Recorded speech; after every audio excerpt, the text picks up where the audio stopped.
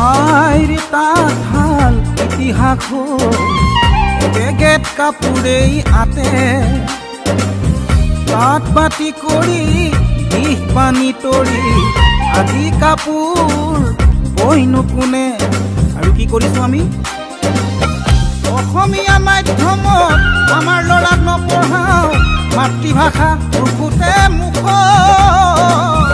ইংৰাজীও নুফুটে মুখ পাপা মামী বুলি মাতিলেহে ভাল পাওঁ আই পিতাই নিশিকাওঁ লাজ বোলো অসমীয়া ইতিহাস সহিয়াই চা